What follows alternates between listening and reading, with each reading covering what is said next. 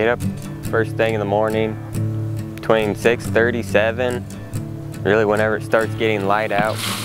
And I have out of Gaston, Yamhill, and Carlton, where I all have cows. I have to go every day, check on them, feed them, make sure they're all still healthy, and when they start calving, checking on that. And then when we start farming, then gotta get up even earlier, go feed. But for the most part, it's pretty easy, or just, I don't know, something I've been doing so long now, it's not that big of a deal to me. All right, I'm Wade Bernard, I'm 22.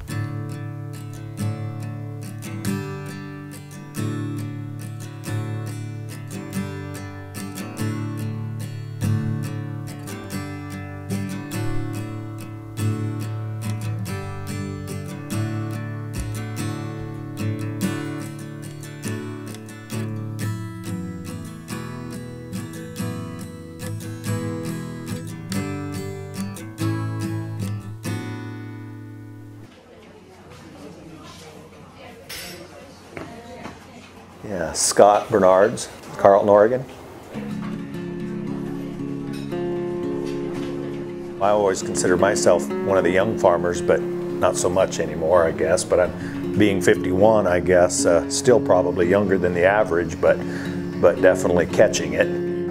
My dad and I farmed together for just a few years, and then I pretty well took the farm over, and then been running it ever since. Own about 350, 400 acres, and then rent about 600 aside from that. You know, Wade's operation, the cattle are all Wade's, and then he helps me, and especially in the summertime with harvest. But yet, Wade sees every one of his cows every day, personally. So when he markets them, he can market them that you know, for a fact, this is what's been done to them. Wade's up every morning getting done what he needs to do, and always has.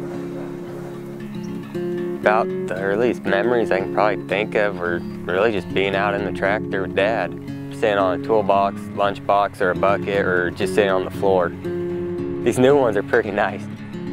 They sees work. You don't have to leave the door open. Now I've just grown up with it. My folks always had cows, just being around them, I've always liked the cows. And then the farming, I've always enjoyed doing that, really liked it. I got my first show heifer when I was in the 3rd grade, but I really didn't start the commercial herd until high school, and then out of high school when the herd doubled. I have about 160 mama cows, and then pretty much keep all the calves. Mainly, I raise all the calves up and sell them for locker beef. During the winter, I'll sell some of them as yearlings or as live calves, but... You know, for Wade, he has been in agriculture his entire life. The commercial cattle industry that he is doing is a huge undertaking that he took on at about 14, 15. You know, this here's a kid who can't drive. You know, so you gotta use some ingenuity, you know, to be able to accomplish that. And we're not talking just the 100+ head of cattle he has down there for commercial operation. You're talking, he has to get feed. You're talking a semi-load of hay from his fields up here, he's gotta get down there. And at 14, 15, that's a huge, huge transition. So I am Nicole Spearman Eskelson, most call me Spearman, and I am currently the agricultural science and technology teacher at Yamhill Carlton High School. Been teaching it for 12 years. So I've known Wade since he was in elementary school.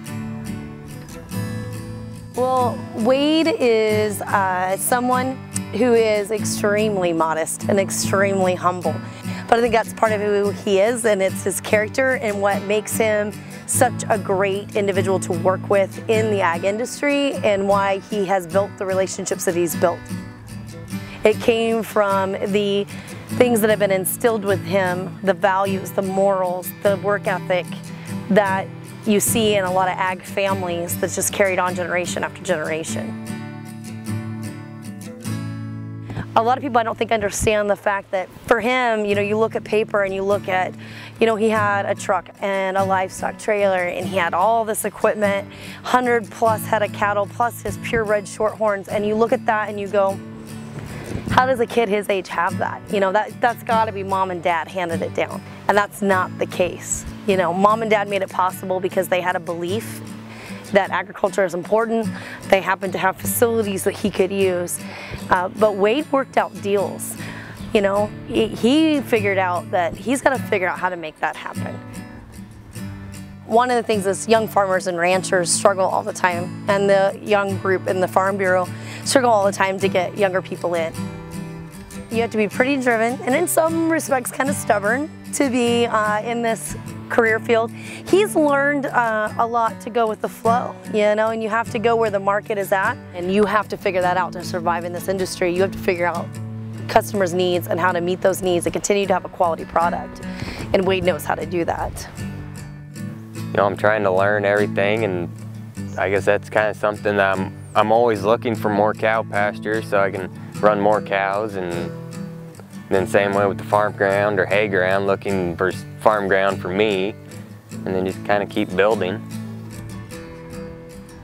Ag in the classroom is hugely important. You know, we stop promoting agriculture, we're in trouble. The United States is huge. We're going to continue to be a leading grower for the world's growing population. It's not going to look the same. You know, your family generation farms are not going to look the same. It's going to be a completely different process, and it's going to be hard.